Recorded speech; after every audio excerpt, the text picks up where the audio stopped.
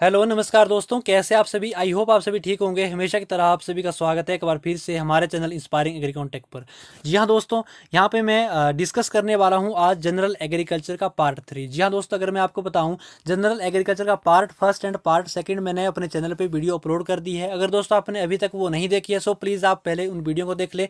तो यहाँ पे हम डिस्कस करने वाले हैं आज के जो जनरल एग्रीकल्चर का पार्ट 3 है, इसमें हम डिस्कस करेंगे जो हमारी एग्रीकल्चर में कुछ इंपॉर्टेंट टर्म यूज़ की जाती है उनके बारे में डिस्कस करेंगे, जो कि आपके कम्पिटिटिव एग्जाम के लिए बहुत इंपॉर्टेंट है। जितने भी एग्रीकल्चर के बाद आपके कम्पिटिटिव एग्जाम होते हैं उसमें वो सारी यहाँ पे इंपॉर्टेंट टर्में हैं, वो उससे क्वेश्चन बहुत ज़्यादा बनते हैं। सो प्लीज़ आप वीडियो में इसी तरह से बने रहिए।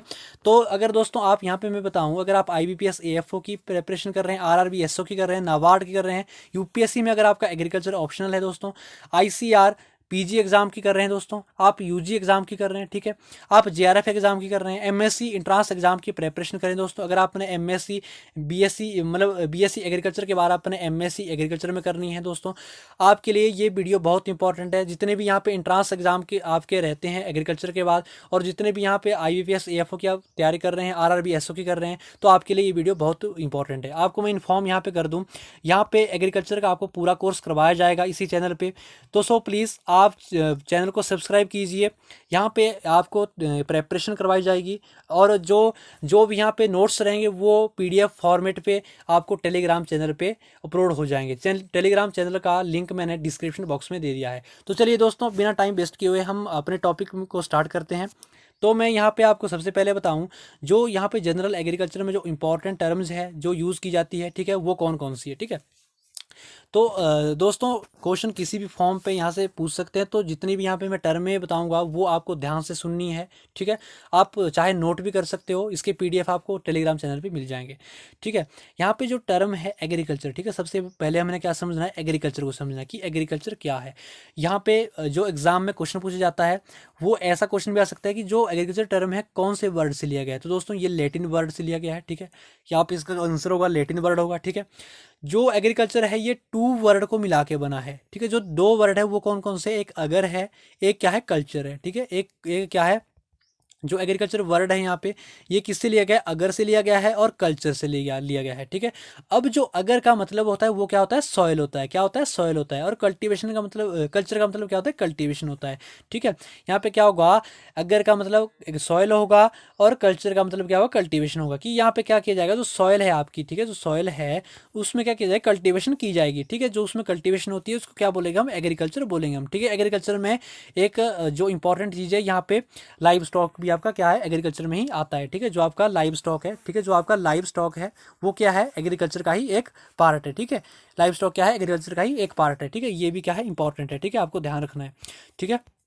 इसके बाद हम नेक्स्ट बात करते हैं। यहाँ पे जो नेक्स्ट टर्म हमारी इंपॉर्टेंट है वो क्या है, सस्टेनेबल एग्रीकल्चर। क्या है दोस्तों, यहाँ पे जो आपको दिखाई दे रही है सस्टेनेबल एग्रीकल्चर। अब सस्टेनेबल एग्रीकल्चर क्या है, ठीक है, इसको हमने ध्यान से यहाँ से समझना है।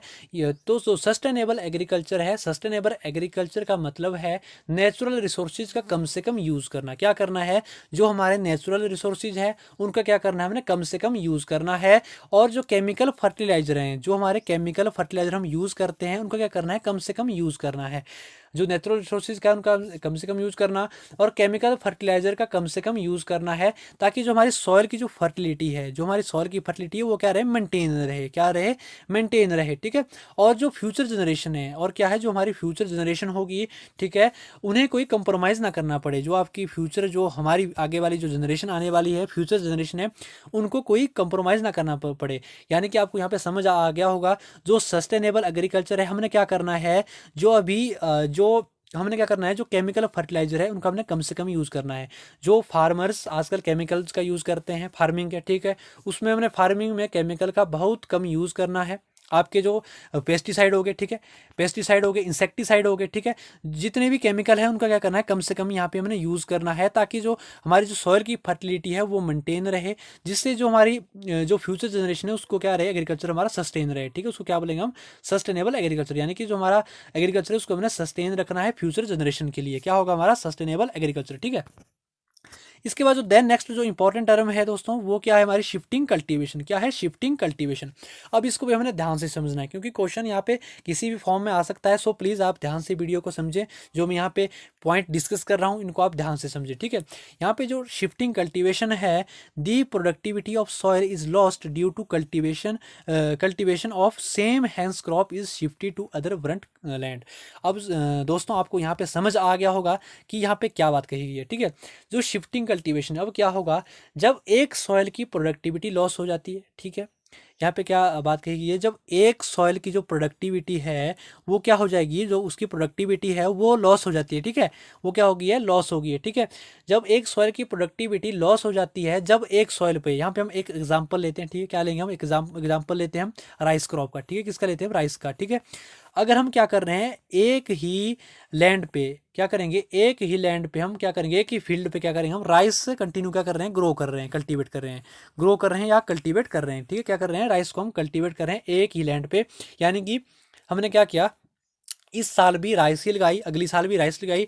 हम 4-5 साल से क्या कर रहे हैं, एक ही लैंड पे, एक ही फील्ड पे राइस लगा रहे हैं, ठीक है। तो क्या होगा उस कंडीशन में, हमारा क्या होगा, जो हम वहाँ पे जो राइस लगा रहे हैं, क्या होगा, जो हमारी सॉइल है उसकी जो प्रोडक्टिविटी है वो क्या हो जाएगी, लॉस हो जाएगी। सॉइल की प्रोडक्टिविटी क्या हो जाएगी, उससे लॉस हो जाएगी। तो हमें क्या करना पड़ेगा, जो सॉइल है, जो हमारे राइस है, वो क्या करने पड़ेगा, हमें किसी और फील्ड में, किसी और सॉइल में हमें लगाने पड़ेंगे। क्या करेंगे हम उसको, क्या करेंगे, दूसरी और सॉइल में लगाएंगे। जो एक सॉइल से हटकर दूसरी सॉइल में क्रॉप को कल्टीवेट करना ही क्या कहलाता है, शिफ्टिंग कल्टीवेशन कहलाता है। यानी कि एक सॉइल से दूसरी सॉइल में जो हमने क्रॉप को कल्टीवेट करना है उसको क्या कहेंगे, हम शिफ्टिंग कल्टीवेशन कहेंगे। आई होप आपको यहाँ पे समझ आ गया होगा कि मैंने क्या पॉइंट यहाँ पे कहा, ठीक है। इसके बाद जो हम बात करेंगे वो हम बात करते हैं रिस्पॉन्स फार्मिंग की। क्या बात करेंगे, रिस्पॉन्स फार्मिंग की, ठीक है। अब रिस्पॉन्स फार्मिंग क्या होता है, ठीक है, इसको भी हमने ध्यान से समझना है। It refers to the prediction of monsoon season based on analysis of weather data of pre monsoon period and managing crops accordingly, ठीक है। आई होप आपको यहाँ पे समझ आ गया होगा।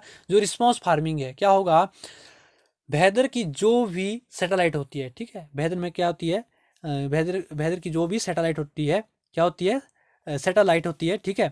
वेदर की जो भी सैटेलाइट होती है जो हमें डाटा भेजती है, क्या भेजती है, वो डाटा भेजती है। क्या भेजती है, सैटेलाइट क्या भेजती है, डाटा भेजती है। अब डाटा कैसा भेजेगी वो, ठीक है, डाटा कैसा भेजेगी, जो सैटेलाइट वेदर के लिए भेज जाती है, जो भी उसकी सैटेलाइट होती है वो हमें डाटा भेजती है कि जो हमारी रेन होगी, जो हमारी बारिश होगी, ठीक है, जो हमारी रेन होगी वो कब होगी, ठीक है, जो हमारी रेन होगी वो कब होगी, जो हमारी धूप होगी वो कब निकलेगी, जो हमारी धूप होगी वो कब निकलेगी, रेन कब होगी, धूप कब निकलेगी, और जो हमारे क्लाउड है, ठीक है, जो हमारे क्लाउड है वो कब निकलेंगे, ठीक है। जो ये हमारा डाटा देती है उसको क्या बोलेंगे हम, सैटेलाइट, ठीक है। जो हमारी वेदर की सैटेलाइट होती है वो क्या देती है, हमें रेन का डाटा देती है कि बारिश कब होगी, धूप कब निकलेगी, ठीक है, और हमारे जो क्लाउड है वो कब निकलेंगे, ठीक है।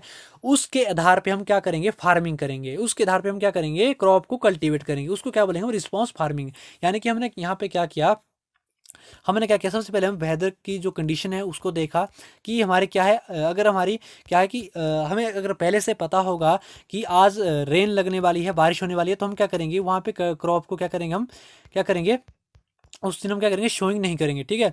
तो हमें पता होगा उसको क्या बोलेंगे, रिस्पॉन्स फार्मिंग। हमने यानी कि हमने, अगर हमें पता होगा कि पहले ही हमें पता होगा सीजन का कि मानसून कब आने वाला है, कौन सा कंडीशन कब आने वाली है, कौन सा पीरियड कब आने वाला है, ठीक है, कौन सा मानसून पीरियड कब आने वाला है, वो हमें अगर पता होगा उसको हम क्या बोलेंगे, रिस्पॉन्स फार्मिंग बोलेंगे, ठीक है।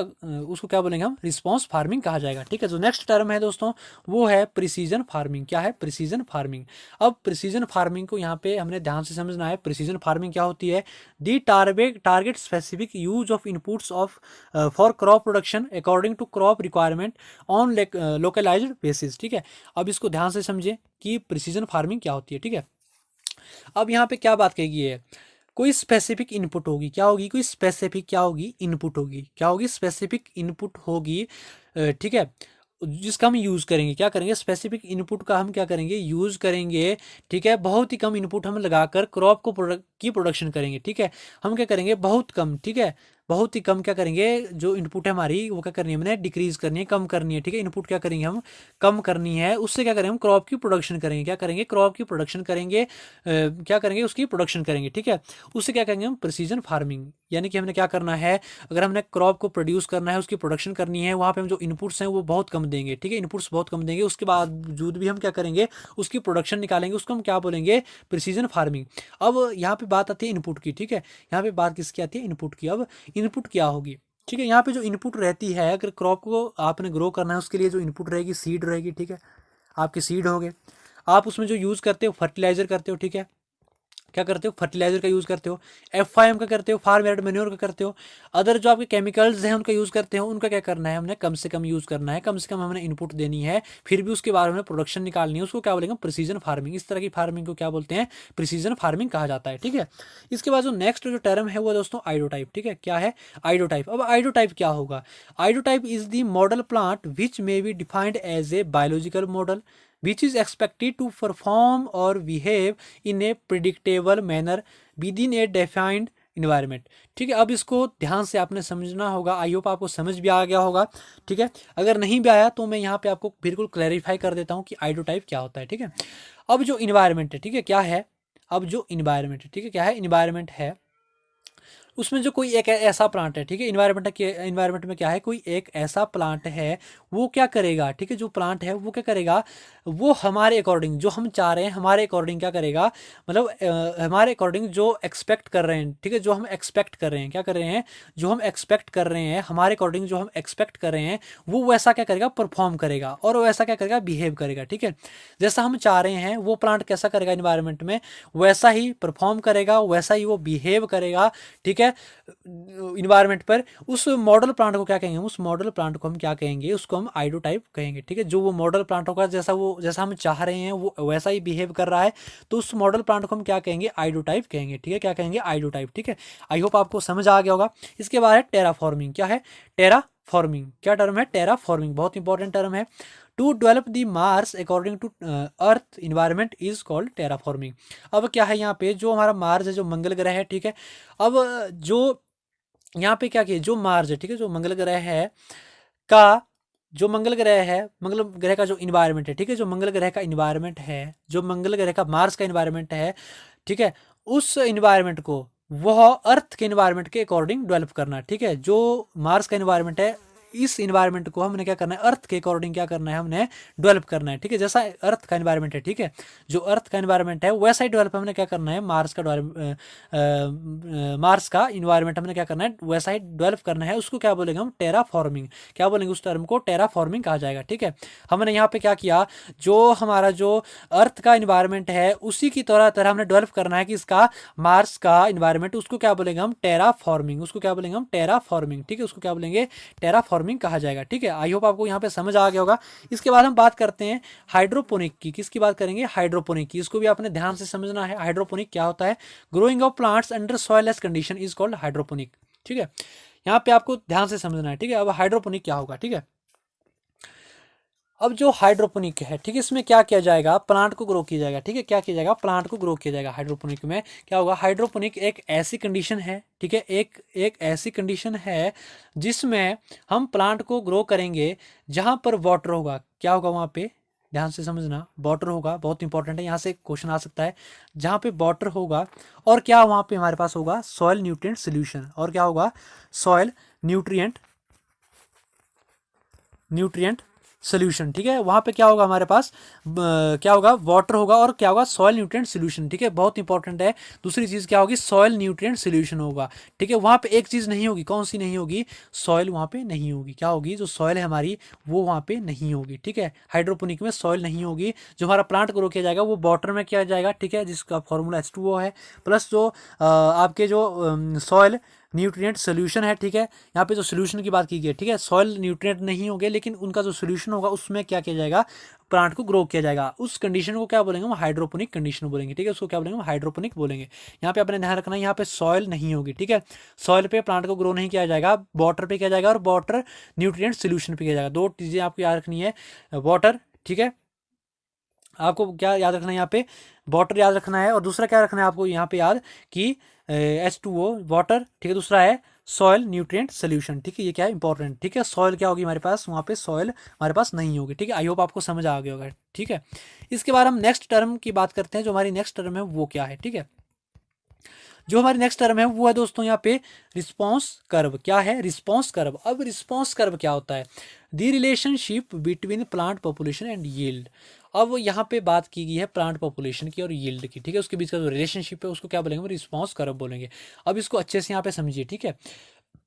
प्लांट पॉपुलेशन और यील्ड, ठीक है। जो प्लांट पॉपुलेशन है और जो यील्ड है, ठीक है, जो हमारे पौधे हैं उसकी जो जनसंख्या है, ठीक है, उसकी जो पैदावार निकलेगी, ठीक है, ठीक है, उनके बीच जो कर्व बनता है, जो भी प्लांट पॉपुलेशन है कर्व में, ठीक है, उससे कितनी यील्ड मिली, ठीक है, जो हमारी प्लांट पॉपुलेशन है उससे हमें कितनी यील्ड मिली, उससे हमें कितनी पैदावार मिली, उसमें जो ग्राफ बनेगा, उसका जो ग्राफ बनेगा, उसमें जो ग्राफ बनेगा, जो उसमें जो कर्व बनेगा, उस कर्व को क्या बोलेंगे हम? रिस्पॉन्स कर्व बोलेंगे। उसको क्या बोलेंगे? रिस्पॉन्स कर्व बोलेंगे, ठीक है। मान लीजिए यहाँ पे मैं एग्जाम्पल के तौर पर आपको समझाता हूँ, ठीक है। मान लीजिए यहाँ पे एग्जाम्पल लेते हैं व्हीट का। क्या लेते हैं? व्हीट का एग्जाम्पल लेते हैं, ठीक है। व्हीट के प्लांट की जनसंख्या कितनी है हमारी? मान लीजिए हमारे पास क्या है? 1000 प्लांट है हमारे पास व्हीट के, यानी कि जनसंख्या कितनी है? पॉपुलेशन कितनी है? 1000, ठीक है। जो 1000 जो प्लांट होंगे, ये जो पैदावार देंगे, ठीक है, ये जो हमारी यील्ड देंगे, जो हमारी पैदावार देंगे, इसके बीच जो कर्व बनेगा, इसके बीच जो ग्राफ बनेगा, ठीक है, उस कर्व को क्या बोलेंगे हम? रिस्पॉन्स कर्व कहा जाएगा। उसको क्या कहा जाएगा? यहाँ पे रिस्पॉन्स कर्व कहा जाएगा, ठीक है। आई होप आपको यहाँ पे अच्छे से समझ आ गया, क्लैरिफाई आपको हो गया होगा, ठीक है। इसके बाद हम बात करेंगे जीरो टिलेज की। किसकी बात करेंगे? जीरो टिलेज की। अब जीरो टिलेज क्या है? Zero tillage, primary tillage is completely avoided and secondary tillage restricted to seed bed preparation in the row zone only, ठीक है। अब इसको आपने ध्यान से समझना है जीरो टिलेज को, ठीक है। जीरो टिलेज को क्या करना है? ध्यान से आपने यहाँ पे समझना है, ठीक है। अब क्या है? जब कभी भी जो हमारी सॉइल है वहां पर इरोजन काफी ज्यादा है, ठीक है। जो हमारी सॉइल है, ठीक है, क्या है? हमारी सॉइल है, उसमें क्या है? जो हमारा इरोजन है, ठीक है, जो हमारा इरोजन है वो क्या हो रहा है? बहुत ही कम हो रहा है। क्या हो रहा है? इरोजन हमारा बहुत ही कम हो रहा है, ठीक है। वहां पे इरोजन क्या है? कम नहीं, सॉरी, ज्यादा हो रहा है, ठीक है। इरोजन क्या है? वहाँ पे ज्यादा हो रहा है, ठीक है। जो हमारी सॉइल है वहाँ पे क्या होता है? इरोजन हमारा ज्यादा होता है, तो वहाँ टिलेज नहीं की जाती, ठीक है। जाहिर सी बात है, अगर आप टिलेज करोगे तो आपका पानी आएगा, पानी के साथ क्या होगा? आपकी जो मिट्टी है वो बह जाएगी, उसमें जो न्यूट्रिएंट है वो क्या हो जाएंगे? बह जाएंगे, ठीक है। और फिर क्या होगा? जो आप वहाँ पे जो भी आप वहाँ पे क्रॉप कल्टीवेट करोगे उसके लिए न्यूट्रिएंट नहीं होंगे, ठीक है। वो क्या होगी? उसकी प्रोडक्शन आपकी कम होगी, ठीक है। तो यहाँ पे क्या होगा? इरोजन ज़्यादा होगा, ठीक है। वहाँ पे क्या करेंगे हम? जो टिलेज है वो वहाँ पे नहीं की जाती है, ठीक है। प्राइमरी टिलेज, जो प्राइमरी टिलेज है, ठीक है, मतलब जो प्राइमरी टिलेज है, प्राइमरी टिलेज में क्या चीज़ें होती है, ठीक है। एक प्लोइंग की जाती है। जो हमारी प्राइमरी टिलेज है क्या की जाती है? प्लोइंग की जाती है। क्या की जाती है? प्लोइंग की जाती है, ठीक है। जो हमारी सॉइल है, ठीक है, वो क्या होती है? हार्ड होती है। तो उसकी जो सॉइल है उसकी हार्डनेस को दूर करने के लिए हम क्या करेंगे? उसमें प्लोइंग करेंगे। क्या करेंगे? प्लोइंग करेंगे, ठीक है। जो प्राइमरी टिलेज है वहाँ पे प्लोइंग नहीं की जाती, परंतु सेकेंडरी टिलेज में वहाँ पर सीड बेड प्रेपरेशन मतलब सीड बेड बनाए जाते हैं, ठीक है। आप ध्यान से समझिए इसको कि जीरो टिलेज क्या है, ठीक है। यहाँ पे प्राइमरी टिलेज क्या है? नहीं की जाएगी। प्राइमरी टिलेज में क्या की जाती है? प्लोइंग की जाती है। क्या की जाती है? प्लोइंग की जाती है। जो प्लोइंग है वो यहाँ पे नहीं की जाएगी। क्यों नहीं की जाएगी? क्योंकि वहाँ पे क्या होता है? आपका क्या होता है? इरोजन होता है। क्या होता है? सॉइल इरोजन होता है। वहाँ पे नहीं की जाएगी। वहाँ पे क्या किया जाएगा? सेकेंडरी टिलेज की जाएगी। क्या की जाएगी? वहाँ पे सेकेंडरी टिलेज की जाएगी। अब सेकेंडरी टिलेज में क्या चीज़ होती है, ठीक है। सेकेंडरी टिलेज में क्या होगी? Seed bed preparation. उसमें हम सीधे क्या बनाएंगे हम? वहाँ प्लोइंग नहीं करेंगे, वहाँ पे हम सीधे क्या करेंगे? सीड बेड बनाएंगे, जिसमें हम सीड को शो करेंगे, ठीक है। जिसमें क्या करेंगे हम? सीड को शो करेंगे। सीड को क्या करेंगे हम?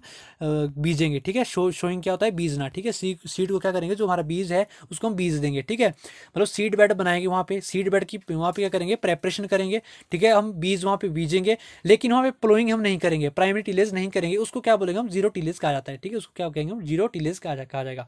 इससे क्या होता है हमारा? यहाँ पे एक मेन पॉइंट ये है, जो हमारी सॉइल की फर्टिलिटी है, ठीक है, जीरो टिलेज से सॉइल की फर्टिलिटी भी मेंटेन रहती है, ठीक है। जीरो टिलेज से सॉइल की जो प्रोडक्टिविटी है वो भी क्या रहती है? मेंटेन रहती है। आई होप आपको समझ आ गया होगा, ठीक है। इसके बाद जो नेक्स्ट हमारी जो टर्म है वो है टिल प्लांटिंग। क्या है? Till planting. अब टिल प्लांटिंग क्या होती है, ठीक है। अब हमें टिल प्लांटिंग को यहाँ पे ध्यान से समझना होगा। Till planting is practice in zero tillage including 4 operations, ठीक है। अब क्या है? टिल प्लांटिंग में क्या किया जाएगा? टिल प्लांटिंग जीरो टिलेज का ही एक प्रैक्टिस ऑपरेशन है। किसका है? जीरो टिलेज का ही एक प्रैक्टिस ऑपरेशन है, जिसमें सबसे पहले क्रॉप रो को क्लीन किया जाएगा, ठीक है।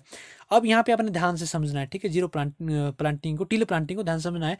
अब क्या होगा, कोई क्रॉप है, ठीक है, उसकी जो रो होगी, ठीक है, मान लीजिए ये क्या है हमारे पास, यहाँ पे फील्ड है, ठीक है, ये क्या है, फील्ड है। यहाँ पे क्या करेंगे हम, क्रॉप को क्या करेंगे हम, बीजेंगे, ठीक है। यहाँ पे क्या करेंगे हम, कोई क्रॉप के जो सीड है उसको शो करेंगे, ठीक है। यहाँ पे मान लीजिए हमने एक लाइन मारी, ठीक है, ये जो रो है इसमें क्या करेंगे हम, जो हमारे सीड है वो क्या करेंगे हम, इसमें बीजने हमने, जो ये लाइन मैंने मारी यहाँ पे, ठीक है, ये क्या है हमारी जो यहाँ पे क्या है, ये क्रॉप रो है, ठीक है। इस ये क्या करना है, हमने सबसे पहले क्लीन करनी है, क्या करनी है हमने, क्लीन करनी है, साफ करनी है, ठीक है। और इसमें जो चार ऑपरेशन हो गए, पहला ऑपरेशन क्या होगा, यहाँ पे जो हमारी क्रॉप रो है उसको हमने क्लीन करना है, उसको साफ करना है, ठीक है। तो उसके बाद क्या करना है, फिर सॉइल को ओपन करना है, ठीक है। यहाँ पे जो क्रॉप रो है जैसे हमने क्लीन कर दी, फिर हमने ओपन करना है इसको, ठीक है, या प्लोइंग कर देनी है या कुछ भी कर देनी है। प्लोइंग तो यहाँ पे नहीं की जाती, जीरो टिलेज की बात की है, प्लोइंग यहाँ पे नहीं करेंगे। यहाँ पे हम सॉइल को ओपन करेंगे, ठीक है। जैसे हम सॉइल को ओपन करेंगे, जिसमें जैसे हम सॉइल को ओपन करेंगे तो तीसरा ऑपरेशन यहाँ पे किया जाएगा, यहाँ पे सीड को क्या किया जाएगा, इंसर्ट किया जाएगा। जो हमारे सीड है, मान लीजिए ये सीड है, ठीक है, इनको क्या किया जाएगा, यहाँ पे इंसर्ट किया जाएगा, इस रो में क्या किया जाएगा, इंसर्ट किया जाएगा, ठीक है। इस रो में क्या किया जाएगा, इंसर्ट किया जाएगा, यानी कि इसमें डाला जाएगा, ठीक है। तीसरा ऑपरेशन होगा।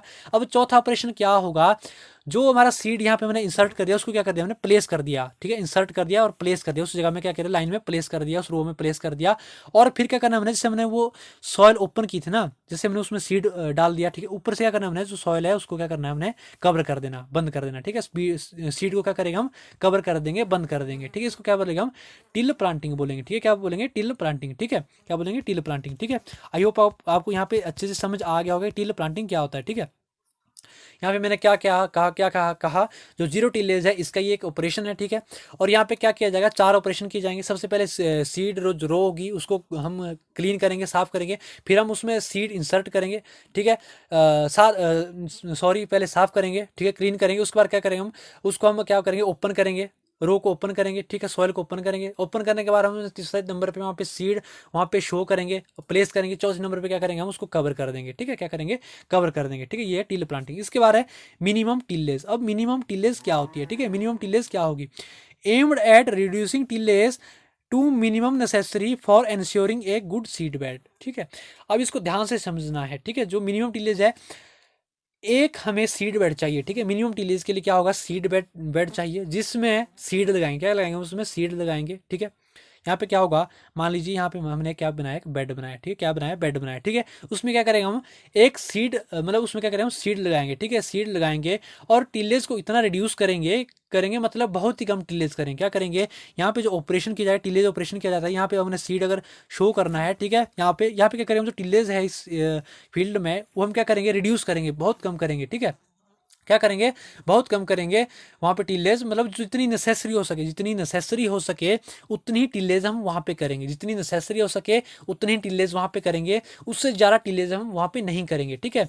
अब यहाँ पे उसको क्या बोलेंगे हम, मिनिमम टिलेज, क्या बोलेंगे उसको, मिनिमम टिलेज, यानी कि हमने क्या किया, टिलेज को क्या किया, बहुत कम किया, रिड्यूस किया, उसको क्या बोलेंगे, मिनिमम टिलेज। अब क्या है, अब ध्यान से समझना आपने, जो टिलेज है, टिलेज में जनरली क्या किया जाता है, ठीक है। यहाँ पे जो टिलेज टर्म बोली मैंने, टिलेज में प्लोइंग की जाएगी, ठीक है, क्या की जाती है, प्लोइंग की जाती है, ठीक है। फिर सेकेंडरी ऑपरेशन किए जाते हैं। जो प्राइमरी ऑपरेशन मैंने अभी थोड़ी देर बाद पहले आपको बताया कि प्राइमरी टिलेज में क्या किया जाता है, ठीक है, टिलेज के टाइप से, ठीक है, प्राइमरी एंड सेकेंडरी, ठीक है। प्राइमरी क्या किया जाएगा, प्लोइंग की जाएगी, ठीक है, क्या किया जाएगा, प्लोइंग। जो हमारी सॉइल है वो क्या होती है, हार्ड होती है, क्या होती है, हार्ड होती है। उसको क्या करना है हमने, क्या करना है, उसको हल्का करना है, उसको क्या करेंगे हम, प्लोइंग करेंगे, प्राइमरी टिलेज करेंगे। टिलेज में क्या किया जाता है, प्राइमरी टिलेज की जाती है, प्लोइंग की जाती है। फिर उसमें सेकेंडरी ऑपरेशन किए जाते हैं, ठीक है। जो हमारे सेकेंडरी ऑपरेशन है उसमें सेकेंडरी ऑपरेशन में हैरोइंग की जाती है, ठीक है। क्या की जाती है, सेकेंडरी ऑपरेशन में क्या करेंगे हम, हैरोइंग की जाती है, ठीक है। जो हमारे सेकेंडरी ऑपरेशन है उसमें हैरोइंग की जाएगी, सीड बेड प्रेपरेशन की जाएगी, सीड बेड बनाए जाएंगे, ठीक है। अब जो टिलेज है, अब मिनिमम टिलेज में क्या है कि यहाँ पे जो हमने प्लोइंग की बहुत कम करेंगे, प्लोइंग भी बहुत कम करेंगे, हैरोइंग बहुत कम करेंगे, मतलब टिलेज को क्या करेंगे, रिड्यूस करेंगे, उसको क्या बोलेंगे हम, मिनिमम टिलेज बोलेंगे। क्या होंगे, आई होप आपको ये कंसेप्ट दिमाग में बैठ हो गया होगा कि मिनिमम टिलेज क्या है, जीरो टिलेज क्या है, टिल प्लांटिंग क्या है, ठीक है। अब ये सारी चीज़ें आपको समझ आ गई होगी कि टिलेज क्या है, मिनिमम टिलेज क्या है, जीरो टिलेज क्या है, ठीक है।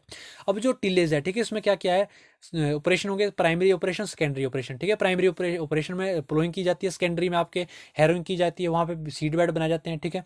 अब जीरो टिलेज में क्या होगा, वहाँ पे जो आपकी प्राइमरी टिलेज है वो नहीं की जाएगी, प्लोइंग नहीं की जाएगी, वहाँ पे सेकेंडरी टिलेज की जाएगी, ठीक है। और जो मिनिमम टिलेज है वहाँ पे टिलेज बहुत कम की जाएगी, वहाँ पे टिलेज को रिड्यूस किया जाएगा, ठीक है, उसको क्या बोलेंगे, मिनिमम टिलेज बोलेंगे, ठीक है। इसके बारे में ग्लोबल वार्मिंग क्या है, ग्लोबल वार्मिंग क्या है, global warming atmosphere transmit the infrared radiation and reflect back to earth. अब क्या है ग्लोबल वार्मिंग को यहाँ पे आपने ध्यान से समझना है। जो हमारा एटमोस्फियर है, क्या है हमारा जो एटमोस्फियर है, ठीक है, मतलब जो एटमोस्फियर है उसमें क्या हो जाए, टेम्परेचर बहुत ज़्यादा हो जाए, ठीक है। एटमोस्फियर में क्या हो गया हमारा, जो हमारा टेम्परेचर है वो क्या हो गया, ज़्यादा हो गया, इंक्रीज हो गया, ठीक है। टेम्परेचर क्या हो गया हमारा, ज़्यादा हो गया, फिर क्या होगा, उसको क्या बोले हम, ग्लोबल वार्मिंग बोलेंगे, ठीक है।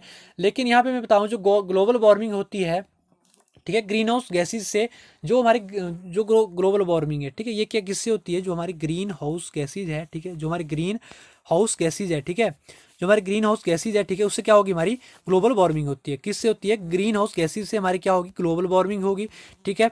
अब क्या है ग्लोबल वार्मिंग, ठीक है, जो हमारी ग्रीन हाउस गैसेज है वह बहुत ही इंपॉर्टेंट है, ठीक है, अर्थ के लिए। क्या है जो हमारी ग्रीन हाउस गैसेज है, क्या है जो हमारी ग्रीन हाउस गैसेज है, वो क्या है, जो हमारी अर्थ है, ठीक है, उसके लिए क्या है, वो क्या है, बहुत ही इंपॉर्टेंट है, ठीक है। आपको पता होना चाहिए ग्रीन हाउस गैसेज कौन कौन सी है। मेन जो ग्रीन हाउस गैस है वो है मीथेन, ठीक है। जो ग्रीन हाउस गैसेज है वो अर्थ के लिए इंपॉर्टेंट है, ठीक है, ठीक है। लाइफ को सस्टेन करने के लिए बहुत इंपॉर्टेंट है, ठीक है, अर्थ के लिए बहुत इंपॉर्टेंट है। यहाँ पे जो लाइफ है उसको सस्टेन करने के लिए ग्रीन हाउस गैसेज बहुत ही इंपॉर्टेंट है। फॉर एग्जांपल जो मीथेन गैस है, अगर ग्रीन हाउस गैसेज ना हो तो हमारी अर्थ फॉरिजन प्लेनेट बन जाएगी, ठीक है। क्या बन जाएगी, फॉरिजन, FORIGN, फॉरिजन क्या बन जाएगी, प्लेनेट बन जाएगी। यानी कि क्या होगा, जो हमारी अर्थ है, ठीक है, फॉरिजन प्लेनेट बन जाएगी। और क्या होगा कि मतलब उसमें जो बर्फ होगी, अर्थ में क्या होगी, बर्फ होगी, जो हमारी लाइफ है वो पॉसिबल नहीं होगी, ठीक है। अर्थ पर अगर ग्रीन हाउस गैसेज ना हो तो हमारी लाइफ क्या है, वो पॉसिबल नहीं होगी, वो बर्फ बन जाएगी, ठीक है, यहाँ पे लाइफ पॉसिबल नहीं होगी। तो हमारा क्या है, जो ग्रीन हाउस गैसेज है वो क्या है, हमारे लिए इंपॉर्टेंट है, ठीक है। परंतु ग्रीन हाउस गैसेज का एक लिमिटेड अमाउंट में होनी चाहिए, ठीक है। जो हमारी ग्रीन हाउस गैसेज है वो लिमिटेशन में होनी चाहिए, लिमिटेड अमाउंट में होनी चाहिए। अगर वो ज़्यादा हो जाए तो क्या होगी, ग्लोबल वार्मिंग होगी, ठीक है। परंतु ये क्या है, जो डीफॉरेस्टेशन है, यानी कि जो मतलब डीफॉरेस्टेशन होने का कारण क्या है, जो पेड़ पौधे हमारे क्या है वो काट रहे हैं, ठीक है। क्या कर रहे हैं, पेड़ पौधों को काटा जा रहा है, यानी कि डीफॉरेस्टेशन की जा रही है, ठीक है, डीफॉरेस्टेशन की जा रही है, ठीक है। काटने से ग्रीन हाउस गैसेज क्या आ रही है, बढ़ रही है, ठीक है। अगर हम पेड़ पौधे काटेंगे, डीफॉरेस्टेशन मतलब जो डीफॉरेस्टेशन है, ठीक है, पेड़ पौधों को काटा जा रहा है, उससे क्या हो रहा है, जो हमारी ग्रीन हाउस गैसेज है वो क्या हो रही है, इंक्रीज हो रही है, बढ़ रही है, ठीक है। उनका जो लिमिटेड अमाउंट है उसमें क्या हो रही है, इंक्रीज हो रही है। जो लिमिटेड अमाउंट है वो क्या हो रहा है, इंक्रीज हो रहा है, बढ़ रहा है, ठीक है। उसे बोला जाता है ग्लोबल वार्मिंग, उसे क्या बोला जाता है, ग्लोबल वार्मिंग बोला जाता है। आई होप आपको समझ आ गया होगा कि ग्लोबल वार्मिंग क्या है। और यहाँ पे मैंने बात कर दी, जो ग्रीन हाउस गैसेज है वो बहुत बेनिफिशियल है हमारे लिए, परंतु लिमिटेड में वो होनी चाहिए, लिमिटेशन में होनी चाहिए। अगर वो ज़्यादा हो जाए तो ग्लोबल वार्मिंग हो जाती है, ठीक है। आपको यहाँ पे कंसेप्ट अच्छे से समझ आ गया होगा। इसके बारे में बात करेंगे, इंपॉर्टेंट टर्म की बात होगी यहाँ पे, अब बात करेंगे इंपॉर्टेंट पॉइंट्स की, ठीक है। अब कुछ यहाँ पे इंपॉर्टेंट पॉइंट्स है, ठीक है। एग्रीकल्चर में कुछ इंपॉर्टेंट पॉइंट है जो जहाँ से क्वेश्चन बहुत ज़्यादा बनते हैं आपके कम्पिटेटिव एग्जाम में। आई होप आपको अच्छे से यहाँ पे समझ आ रहा होगा जो मैं यहाँ पे बता रहा हूँ। इसके बाद जो इंपॉर्टेंट पॉइंट है वो दोस्तों माइकोराइजा। क्या है mycorrhiza, mycorrhiza is a symbiotic association between fungus and roots of higher plants, ठीक है। अब क्या है, जो माइकोराइजा है ये सिम्बायोटिक एसोसिएशन है, किसके बीच में, फंगस और रूट्स के बीच में। जो हमारे हायर प्लांट है उनके जो रूट्स हैं, ठीक है, उनके जो फंगस और रूट्स हैं उनके बीच की जो सिम्बायोटिक एसोसिएशन है उसको क्या बोलेंगे, माइकोराइजा बोलेंगे। यानी कि जो प्लांट रूट सिस्टम है, ठीक है, जो प्लांट रूट सिस्टम में जो फंगस का रोल होता है उससे माइकोराइजा कहा जाता है, ठीक है। प्लांट रूट सिस्टम में जो फंगस का रोल होगा उसको क्या बोलेंगे, हम माइकोराइजा बोलेंगे, ठीक है। उसके बाद है VAM, ठीक है। क्या है VAM, जो VAM है vesicular air vesicular mycorrhiza is used as phosphorus solubilising in plant roots, ठीक है। जो हमारा VAM है, इसको जो हमारा VAM है प्लांट रूट में फॉस्फोरस को सल्यूबल करने के लिए, ठीक है। प्लांट रूट में जो हमारी प्लांट रूट होती है, ठीक है, प्लांट की रूट्स होती है, उसमें जो फॉस्फोरस है उसको सल्यूबल करने के लिए वेस्कुलर एवेस्कुलर माइकोराइजा यूज किया जाता है। क्या किया जाता है, वेस्कुलर एवेस्कुलर माइकोराइजा यूज किया जाता है, ठीक है, उसको सल्यूबल करने के लिए, ठीक है। फॉस्फोरस को, जो हमारा फॉस्फोरस है उसको सल्यूबल करने में रूट्स में वेस्कुलर माइकोराइजा का यूज किया जाता है, ठीक है। अब इसके बाद नेक्स्ट हम बात करेंगे यहाँ पे, in wet nursery of rice level of water is maintained at 5 centimetre. जो हमारी बेट नर्सरी है राइस की, उसमें जो पानी का जो लेवल है वो 5 सेंटीमीटर तक क्या किया जाता है, मेंटेन, ठीक है। अब जो राइस है, ठीक है, राइस अगर हम कल्टीवेट कर रहे हैं, ठीक है, अगर ये हमारी राइस फील्ड है, ठीक है, क्या करेंगे राइस फील्ड में, क्या करेंगे, ये जो हमारी साइड में क्या होती है, यहाँ पे कुछ इस तरह से होती है, फील्ड बनाई जाती है, ठीक है। यहाँ पे क्या किया जाता है, आपकी इरिगेशन की जाती है, पानी दिया जाता है, ठीक है। जो पानी होता है ये ऊपर तक 5 सेंटीमीटर डेप्थ तक होता है, ठीक है। 5 सेंटीमीटर जो हमारी है डेप्थ रखी जाती है, ठीक है। 5 सेंटीमीटर तक क्या होना चाहिए, मेंटेन रहना चाहिए पानी राइस के लिए, ठीक है। क्या रहना चाहिए, 5 सेंटीमीटर मेंटेन रहना चाहिए, उसकी डेप्थ रहनी चाहिए, ठीक है। अब हम बात करेंगे यहाँ पे दी optimum depth of pudding in rice is 5 centimetre. जो पडिंग की जो डेप्थ होगी राइस की वो भी क्या होगी, 5 सेंटीमीटर होगी, ठीक है। कितनी होगी, 5 सेंटीमीटर ही वो होगी, ठीक है। इसके बाद नेक्स्ट हम बात करेंगे यहाँ पे जो इंपॉर्टेंट पॉइंट है वो दोस्तों वो है यहाँ पे cereals are deficient in which amino acid, ठीक है। बहुत इंपॉर्टेंट है, यहाँ से क्वेश्चन बनते हैं, ठीक है। लाइसिन, ठीक है। अमीनो एसिड होगा, एक ऐसा इम्यूनो एसिड है जिसमें जो सीरियल क्रॉप है हमारी वो डेफिशिएंट होती है, ठीक है। वो कौन सा है, लाइसिन है, बहुत इंपॉर्टेंट है। इस तरह से हमारी जो लेग्यूम्स क्रॉप्स है, ठीक है, जो लेग्यूम्स क्रॉप्स है उसमें जो अमीनो एसिड है वो डेफिशिएंट होगा, वो कौन सा होगा, मिथ्योनिन। कौन सा होगा, मिथ्योनिन, ठीक है। लेग्यूम्स में कौन सा होगा, मिथ्योनिन डेफिशिएंट होगा अमीनो एसिड। और जो हमारी सीरियल क्रॉप्स है उसमें जो अमीनो एसिड डेफिशिएंट होगा वो कौन सा होगा, लाइसिन होगा। कौन सा होगा, लाइसिन अमीनो एसिड होगा जो यहाँ पे डेफिशिएंट होगा, ठीक है। इसके बारे में बात करेंगे, जो हमारा पावर टिलर है, ठीक है। Power tiller is most suitable for the cultivation of paddy. जो हम धान की कल्टीवेशन करते हैं उसके लिए बहुत ही सूटेबल है हमारा पावर टिलर, ठीक है। उसके लिए क्या है, बहुत ही सूटेबल है, ठीक है। इसके बारे में ammonium polyphosphate contains 15% nitrogen and 62% P2O5, यानी कि फॉस्फोरस उसमें 62% होगी एमोनियम पॉलीफॉस्फेट में, और 15% उसमें क्या होगी, नाइट्रोजन। 15% नाइट्रोजन होगी, 62% उसमें फॉस्फोरस होगी, ठीक, इसमें एमोनियम पॉलीफॉस्फेट में। इसके बाद जो मोस्ट इंपॉर्टेंट है वो दोस्तों tetrazolium test is done for viability of seeds. ये क्वेश्चन आईसीआर में पहले भी आ चुका है, ये क्वेश्चन आईसीआर यूजी एग्जाम में भी, और आपके जो एएफओ एग्जाम है उसमें भी आ चुका है, ठीक है। Tetrazolium test is done for viability of seed. अगर हमने सीड की बायोबिलिटी चेक करनी है तो उसके लिए कौन सा टेस्ट किया जाता है, टेट्राजोलियम टेस्ट किया जाता है। कौन सा टेस्ट किया जाता है, टेट्राजोलियम टेस्ट किया जाता है, ठीक है। आई होप आपको यहाँ पे समझ आ गया होगा। इसके बारे में basic object of sustainable agriculture is to maintain ecological balance, ठीक है। अब जो बेसिक ऑब्जेक्ट है सस्टेनेबल एग्रीकल्चर की, मैंने सबसे स्टार्टिंग में वीडियो में बात की है कि सस्टेनेबल एग्रीकल्चर क्या है। जिसका जो बेसिक ऑब्जेक्ट है, इसका ऑब्जेक्टिव है, ऑब्जेक्ट है कि जो हमारी इकोलॉजी है, ठीक है, उसको क्या रखना है, उसको हमने मेंटेन करके रखना है, और उसको हमने उसकी जो बैलेंस है उसको क्या करना है, हमने मेंटेन करके रखना है, यानी कि जो हमारी फ्यूचर जनरेशन है उसको हमने उसको बचा के रखना है, ठीक है। ये हमारा बेसिक ऑब्जेक्ट है सस्टेनेबल एग्रीकल्चर का। इंपॉर्टेंट क्वेश्चन ये पहले भी यहाँ पे ये क्वेश्चन पूछा गया है, ठीक है, ठीक है। यूपीएससी के लिए बहुत इंपॉर्टेंट है, ठीक है। इसके बाद अगर हम बात करें, the plant growing in salt water are known as halophytes. अगर जो हमारे प्लांट है वो ग्रो किए जाते हैं सॉल्ट वाटर, यानी खारे पानी में, नमकीन पानी में अगर कोई प्लांट ग्रो हो रहा है उसको क्या बोलेंगे हम, हेलोफाइट्स। उस प्लांट को क्या कहा जाता है, हेलोफाइट्स कहा जाता है, ठीक है। क्या कहा जाता है, हेलोफाइट्स कहा जाता है, ठीक है। इसके बाद है crop canopy temperature is measured by infrared thermometer, ठीक है। जो हमारी क्रॉप कैनोपी होगी उसका जो टेम्परेचर हम मेजर करेंगे, किससे करेंगे, इंफ्रारेड जो थर्मोमीटर है, ठीक है, इससे क्या करेंगे, इसको मेजर करेंगे। अब आई होप आपको समझ आ गया होगा। अब मैं यहाँ पे आपको बता दूं जो क्रॉप कैनोपी क्या होती है, कैनोपी क्या होती है, ठीक है।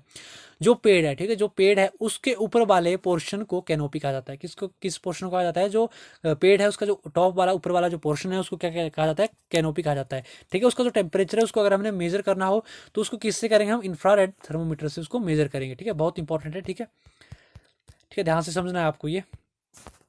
इसके बारे दोस्तों, ultra violet radiation are observed by ozone layer, ठीक है।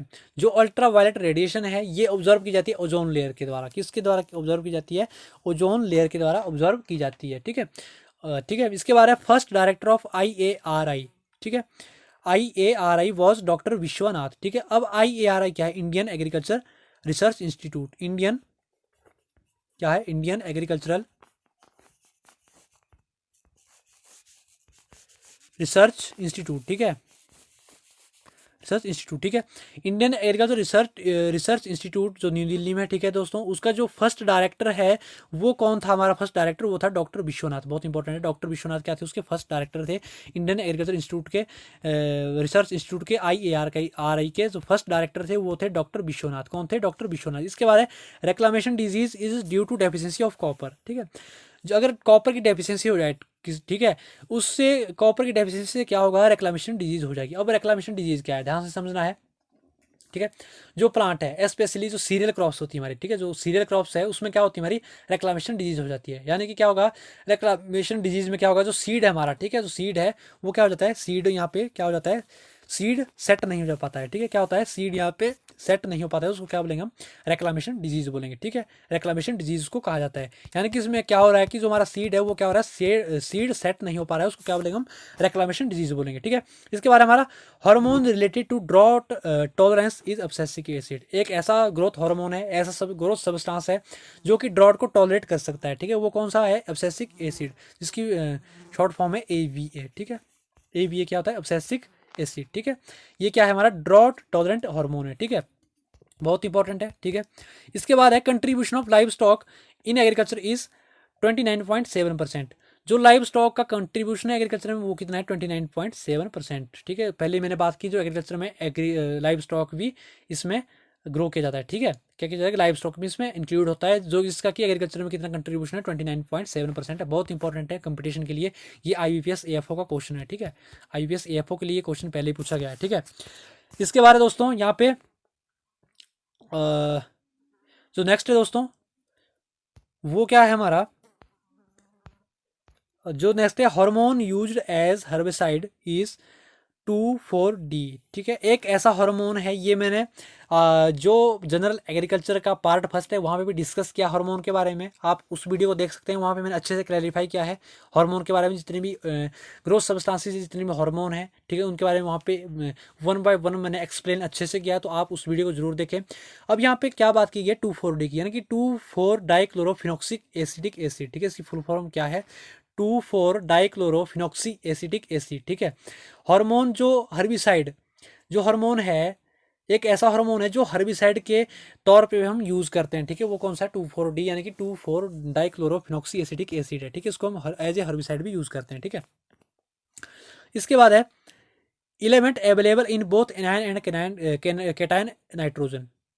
एक एलिमेंट है, कौन सा एलिमेंट है, नाइट्रोजन है, ठीक है।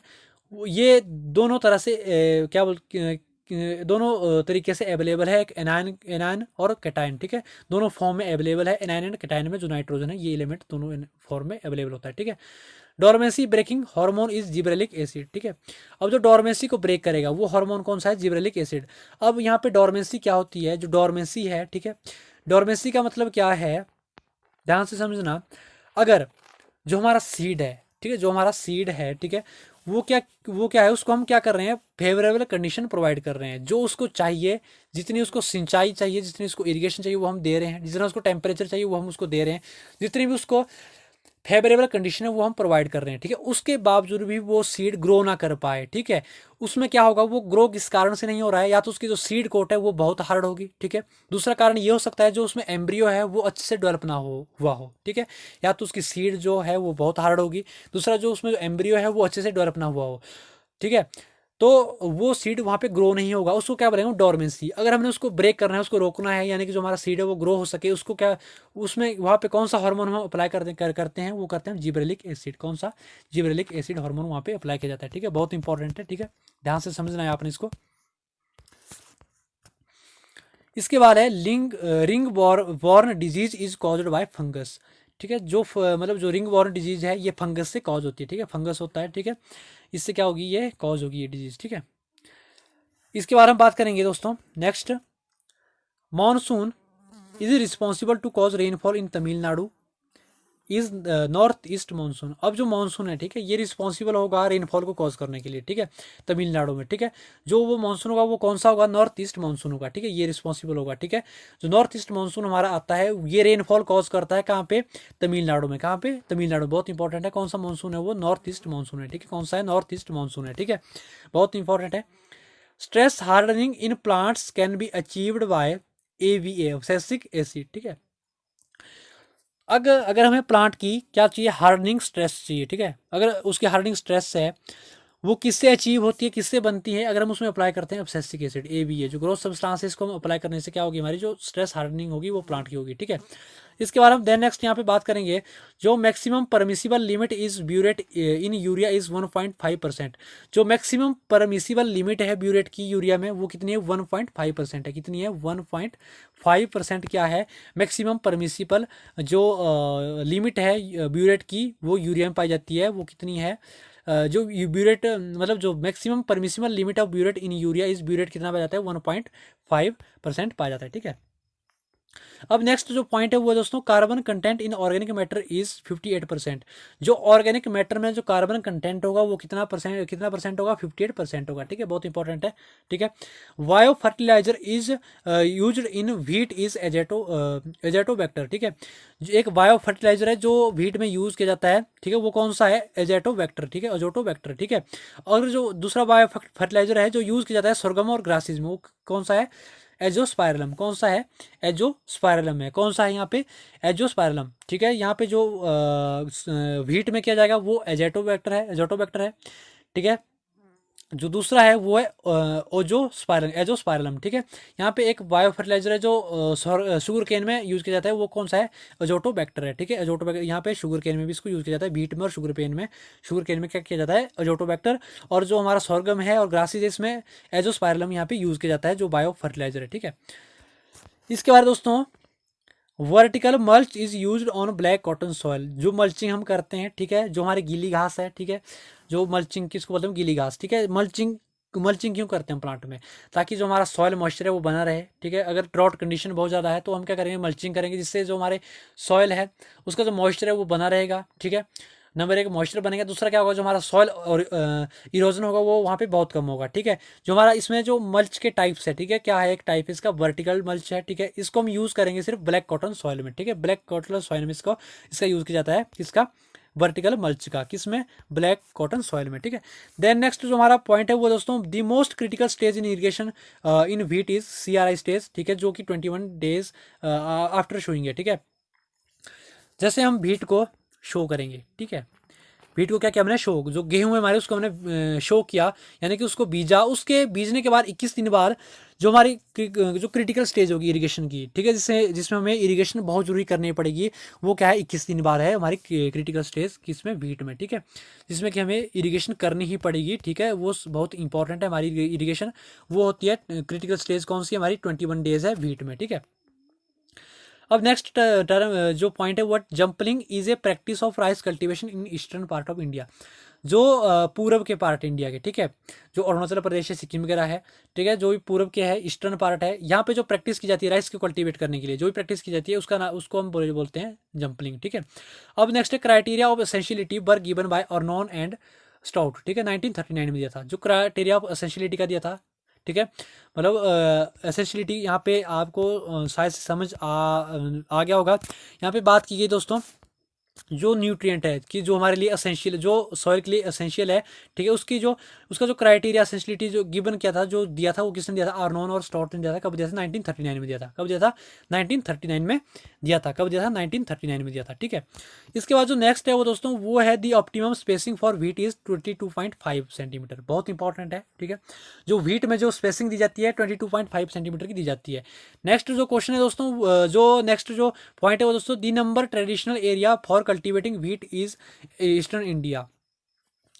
अगर हम ट्रेडिशनल एरिया की बात करें, ठीक है, जहाँ पे सबसे ज़्यादा ट्रेडिशनली व्हीट कल्टीवेट की जाती है, वो किस एरिया में की जाती है, ईस्टर्न इंडिया में की जाती है, यानी कि पूर्वी भाग में की जाती है, इंडिया के पूर्वी भागों में की जाती है। ठीक है, उसकी कल्टीवेशन की जाती है, ट्रेडिशनली व्हीट की कल्टीवेशन क्या की जाएगी, ईस्टर्न पार्ट में। ठीक है, मेजर पी यानी कि phosphorus fertilizer commonly use in India is DAP, ammonium phosphate. जो भी फॉस्फोरस जो फर्टिलाइजर है, ये किस फॉर्म में यूज किया जाता है इंडिया में, ज़्यादातर किस फॉर्म में यूज किया जाता है, मोस्टली यूज किया जाता है DAP यानी कि डाई एमोनियम फॉस्फेट। बहुत इंपॉर्टेंट है। ठीक है, जो ये फर्टिलाइजर है, ठीक है, ये किस फॉर्म में यूज किया जाता है, ज़्यादातर डाई एमोनियम फॉस्फेट। ठीक है, DAP की फॉर्म में यहाँ पे यूज किया जाता है इंडिया में। ठीक है, इसके बाद हम बात करेंगे, जो नेक्स्ट है हमारा वो क्या है, state having maximum BPL below poverty line.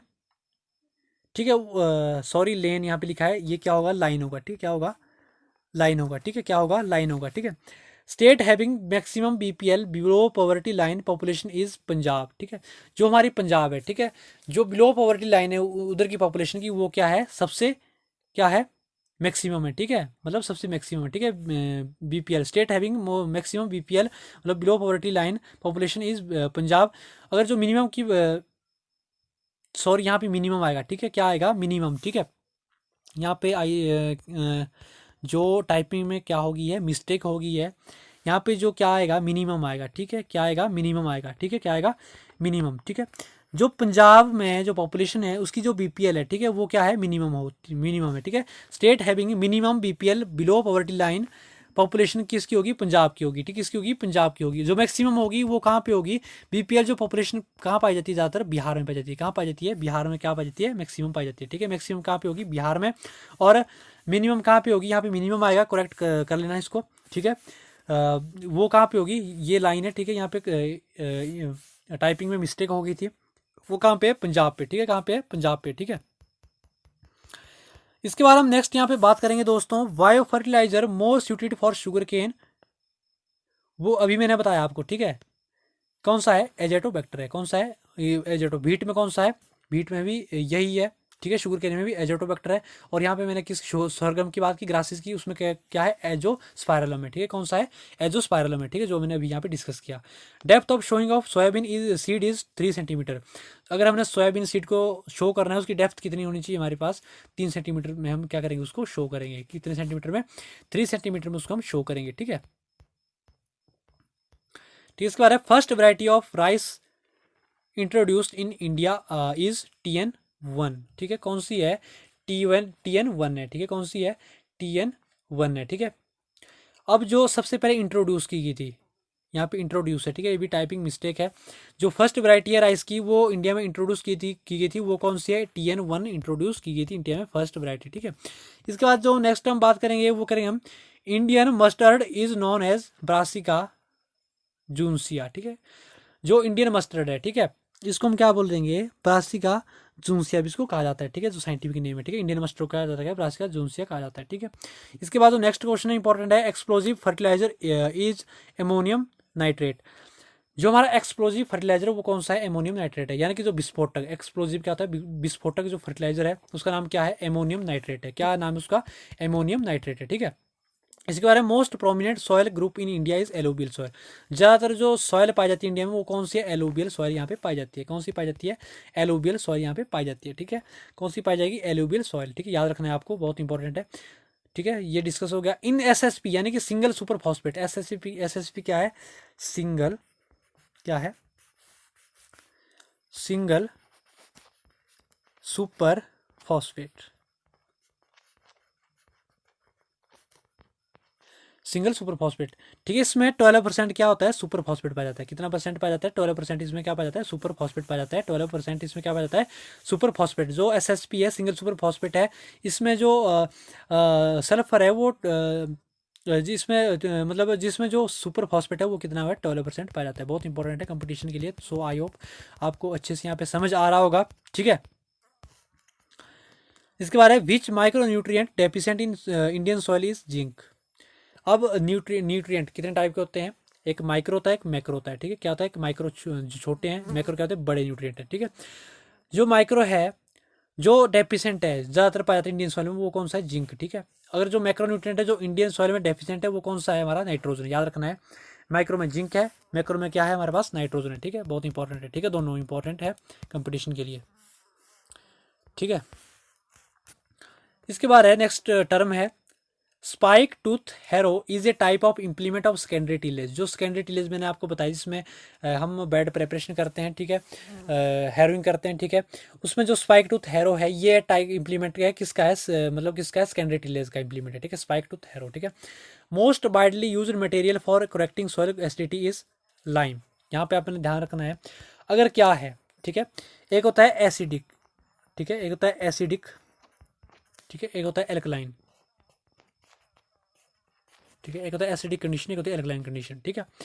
अब जो हमारा पीएच है, ठीक है, अब जो हमारा एक होता है न्यूट्रल, ठीक है, एक क्या होता है, न्यूट्रल, ठीक है। एक होता है एसिडिक, एक होता है एल्कलाइन, एक होता है न्यूट्रल, एक होता है एसिडिक, एक होता है एल्कलाइन, एक होता है न्यूट्रल, ठीक है। अब क्या है, अगर हमारा पीएच क्या है, ठीक है, यहाँ पे आपको अच्छे से समझाता हूँ, ठीक है, इस टर्म को, ठीक है। अगर हमारा जो पीएच है, अगर हमारा 7 है, ठीक है, वो क्या है, हमारा न्यूट्रल, क्या है, क्या बोलते हैं उसको, न्यूट्रल पीएच, क्या बोलेंगे, न्यूट्रल, ठीक है।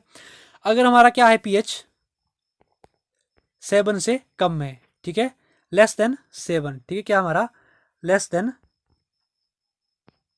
7 क्या है हमारा पीएच है, वो क्या होगा हमारा एसिडिक पीएच, उसको क्या बोलेंगे हम एसिडिक, ठीक है। अगर हमारा 7 से ज़्यादा है, 7 से क्या है हमारा पीएच ज़्यादा है, 7 से क्या है ज़्यादा है, उसको क्या बोलेंगे हम एल्कलाइन पीएच, क्या बोलेंगे एल्कलाइन, ठीक है। अगर हमारा सॉइल का पीएच 7 से ज़्यादा है तो सॉइल कैसी हमारी एल्कलाइन है। अगर सॉइल से 7 से कम है हमारा तो सॉइल कैसी हमारी एसिडिक है। अगर हमारा 7 है पीएच, वो क्या है हमारा न्यूट्रल, सॉइल कैसी होगी हमारी न्यूट्रल, वहाँ पे सॉइल होगी, ठीक है। अब अगर हमारी एसिडिटी ज़्यादा हो जाए, यानी कि सॉइल क्या हो जाए एसिडिक हो जाए, ठीक है, उसको हम क्रिएट कैसे करेंगे, उसको हम करेक्ट कैसे करेंगे, उसमें हम क्या डालेंगे लाइम डालेंगे, ठीक है। कौन सी एप्लीकेशन करेंगे वहाँ पे लाइम करेंगे, ठीक है, लाइम डालेंगे, ठीक है।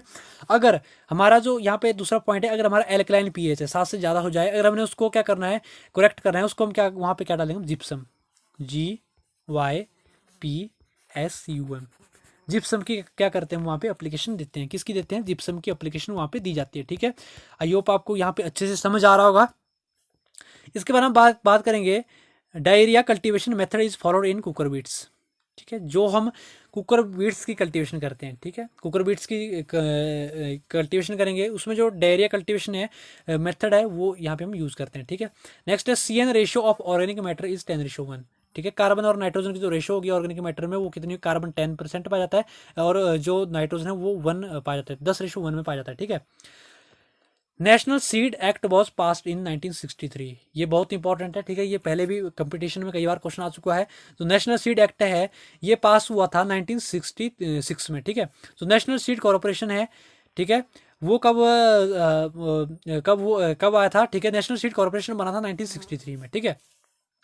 रूट प्रमोटिंग हार्मोनीज, जो हमारे रूट को प्रमोट करेगा, यानी कि रूट की क्या करेगा प्रमोशन करेगा, यानी कि रूट को क्या करेगा बढ़ाएगा, ठीक है, ठीक है, रूट की प्रमोशन करेगा, रूट को बढ़ाएगा, उसको वो कौन सा हार्मोन है IBA, इंडोल 3 ब्यूटेरिक एसिड, ठीक है।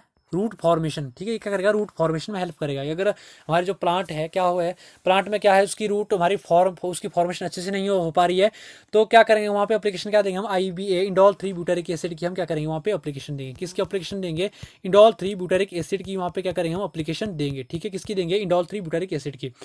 Flower and fruit setting hormone is NAA, ठीक है, नेफ्थालिन एसिटिक एसिड, ठीक है। अगर हमने क्या करना है, अगर हमारे फ्लावर अच्छे से सेट नहीं हो रहे हैं, ठीक है, हमारे कोई फ्रूट क्रॉप है, ठीक है, ठीक है, फ्रूट क्रॉप है, ठीक है, इसमें जो हमारे फ्लावर है ये हमारे अच्छे से सेट नहीं हो पा रहे हैं, इसमें जो हमारे फ्रूट लगेंगे वो अच्छे से सेट नहीं हो पा रहे हैं, तो उसमें हम कौन सी एप्लीकेशन देते हैं, कौन सी एप्लीकेशन देंगे, कौन सा ऑपरेशन करते हैं वहाँ कौन सी एप्लीकेशन देते हैं NAA, जो ग्रोथ सब्सटेंस है हार्मोन है, नेफ्थालिन एसिटिक एसिड है, उसको हम वहाँ पे क्या करते हैं इसकी स्प्रे कर देते हैं, ठीक है, इसकी स्प्रे हम करेंगे, ठीक है, ये एप्लीकेशन वहाँ पे प्लांट में देते हैं। ये क्या है हमारा fruit setting and flower setting hormone है, ठीक है, NAA क्या है fruit setting and flower setting hormone, ठीक है। नेक्स्ट हमारा bench terracing is done when slope is more than 15%, अगर 15% से, ठीक है, 15% से हमारा स्लोप क्या है ज़्यादा है, ठीक है, उसमें क्या करेंगे हम वहाँ पे बेंच टेरेसिंग करेंगे, क्या करेंगे बेंच टेरेसिंग उस कंडीशन में की जाती है, ठीक है। देन नेक्स्ट हम बात करेंगे mass per unit volume is called bulk density, ठीक है, मास पर यूनिट वॉल्यूम को क्या करेंगे बल्क डेंसिटी कहा जाता है, ठीक है। Disc plough is used when soil is tough, अगर हमारी सॉइल क्या है टफ है बहुत हार्ड है, ठीक है, सॉइल क्या है हमारी ये हमारा कोई फील्ड है, इसमें जो सॉइल है वो क्या है बहुत हार्ड है, ठीक है, वहाँ पे जो टिलेज ऑपरेशन नहीं हो रहा है, तो वहाँ पे हम प्राइमरी टिलेज में कौन सा प्लोइंग के लिए कौन सा प्लो यूज़ करेंगे डिस्क प्लो करेंगे, ठीक है, डिस्क फ्लो किया जाता है, ठीक है। अगर हमारी सॉइल क्या है टफ है, ठीक है, इंपॉर्टेंट क्वेश्चन है, सॉइल अगर टफ है कौन से प्लो का यूज़ किया जाएगा डिस्क प्लो का वहाँ पे यूज़ किया जाता है, किसका किया जाता है डिस्क प्लो का यूज़ किया जाता है। Cheapest nitrogen containing fertilizer is urea, जो हमारा जिसमें जो एक ऐसा फर्टिलाइजर जिसमें नाइट्रोजन पाया जाता है जो सबसे चीपेस्ट है, चीपेस्ट मतलब सबसे सस्ता, ठीक है, सबसे सस्ता फर्टिलाइजर कौन सा है हमारा यूरिया है, ठीक है, इसमें जो नाइट्रोजन है, ठीक है, पाया जाता है, जो नाइट्रोजन यूरिया में कितना पाया जाता है 46%, कितना पाया जाता है याद रखना है 46% आपका नाइट्रोजन पाया जाता है यूरिया में, ठीक है, कितना पाया जाता है 46% आपका नाइट्रोजन क्या पाया जाएगा यूरिया में पाया जाएगा, ठीक है। इसके बाद हम बात करेंगे next first man made serial is triticale, ठीक है, ट्रिटिकेल, ठीक है, कौन सी मैन मेड सीरियल क्रॉप है सीरियल है वो है ट्रिटिकेल, ठीक है।